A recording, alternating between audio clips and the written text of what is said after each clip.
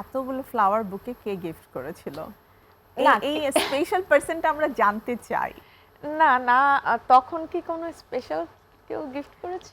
Special হওয়ার জন্য gift করেছিল। হ্যাঁ হ্যাঁ, যে আমি হওয়ার স্পেশাল জন্য। হতে চাই, হ্যাঁ, সো হওয়ার দিস ইজ জন্য। For you. এতটুকু বলতে পারো, হওয়ার জন্য গিফট করেছিল, বাট হয়নি সামহাউ। সিরিয়াসলি? হ্যাঁ চোখের দিকে তাকিয়ে বলছো? হ্যাঁ, ওটার হয়নি যে এতগুলো ফুল পাঠিয়েছিল। ও সো স্যাড। হ্যাঁ, এখন ফুল দিলেই ভালোবাসা দিয়ে দিয়ে দেওয়া হবে এটা তো বলা হয়নি, এটা তো সম্ভব বেচারার জন্য না। আমার এখন মন খারাপ হচ্ছে। তারপরে একবার এরকমও হয়েছে, আমি প্রায়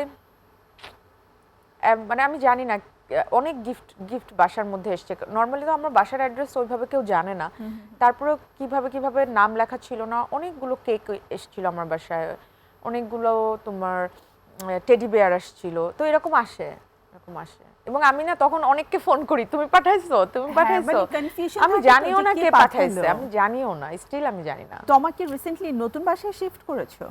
না না, আমার আমার আগের বাসাতেই নতুন করে ডেকোরেশন করেছো এভরিথিং? না, নতুন বাসাও আছে, পুরনো বাসাও আছে। আচ্ছা, ওকে। সো এটা নিয়ে একটা কনফিউশন ছিল, বিকজ কিছুদিন আগে আমি সোশ্যাল মিডিয়াতে যখন দেখলাম, আমার মনে হলো আচ্ছা হ্যাঁ, কথা তো হচ্ছে না বেশ কিছুদিন, ওকে শিফট করে গেল কিনা। না, আমার দুটো বাসাই আছে। রাইট, ওকে। সো চলো এবারে একটু ঈদ নিয়ে আর কাজ নিয়ে বোথ কথা বলতে চাই। গত বছর ঈদে তো দাগি সিনেমাটা রিলিজ হলো, টান টান একটা উত্তেজনা, একদমই ভিন্ন তোমার রকমের। প্রোগ্রামেও আমি এসেছিলাম। রাইট, একদম ভিন্ন রকমের একটা চরিত্র তোমার ছিল। এবারের ঈদে তো তোমার চলচ্চিত্র না গেলেও তোমার কো আর্টিস্ট কলিগ যারা, তাদের অনেকগুলো চলচ্চিত্র আসছে। সো প্ল্যান কি, কোনটা দিয়ে শুরু দেখো, করবে? গতবার যখন কেউ বলে, এই প্রশ্নটা আমি অনেকগুলো প্রোগ্রামে পেয়েছি, আমি তোমাকে এটার একটু একটু মানে কি বলে ডিটেইলিং এ বলতে চাই। অনেকে বলে যে এবার যে তোমার ছবি রিলিজ হলো না, তোমার কি জেলাস লাগে, তোমার কি মন খারাপ হয়? যেবার আমার রিলিজ হয়েছে তখন সেবার অনেকের হয়নি। অনেকের মানে কি অনেকেরই হয়নি। হ্যাঁ, একজন ইন্ডিয়ান হিরোইন ছিল, একজন বাংলাদেশি হিরোইন ছিল, এরকম সব মিলে 3টা হিরোইনের সম্ভবত মুভি এসেছিল। তো তার মানে কি অন্য অন্য যারা, তারা কি মন খারাপ করেছে না? তারা আমার মুভি দেখেছে। কেন হবে? আমি না হ্যাঁ, এটাই বুঝি না। তারা কিন্তু আমার মুভি দেখেছে, হ্যাঁ, আর তারা মন এনজয় খারাপ কেন করেছে। হবে?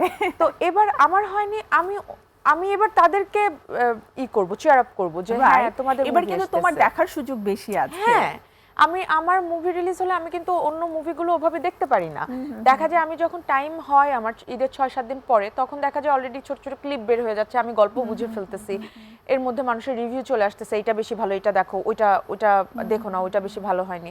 তো আমি তো ওই এক্সপেরিয়েন্সটা মানুষের থেকে নিতে চাই না। এবার আমি এই যে মুভি দেখা শুরু করে দিয়েছি, আমি নিজেই পছন্দ করে করে দেখছি, আমি নিজেই অভিনয় দেখে মানে থাকে না যে সারপ্রাইজড হচ্ছে যে এত ভালো ভালো অভিনয় এক একটা অভিনেতা অভিনেত্রী করেছে। তো এটা তো খুবই আনন্দের আমার।